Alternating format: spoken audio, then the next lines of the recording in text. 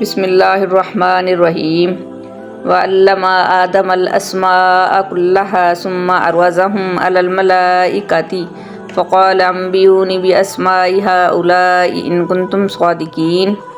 اور آدم کو اللہ نے سارے نام سکھا دیے، پھر ان کو فرشتوں کے سامنے پیش کیا اور ان سے کہا اگر تم سچے ہو تو مجھے ان چیزوں کے نام بتاؤ۔ قالوا سبحانك لا علم لنا الا ما علمتنا انك انت العلیم الحکیم۔ وہ بول اٹھے آپ ہی کی ذات پاک ہے، جو کچھ علم آپ نے ہمیں دیا ہے اس کے سوا ہم کچھ نہیں جانتے، حقیقت میں علم و حکمت کے مالک تو صرف آپ ہیں۔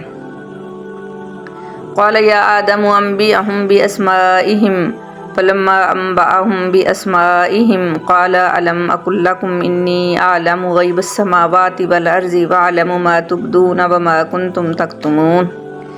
اللہ نے کہا آدم تم ان کو ان چیزوں کے نام بتا دو۔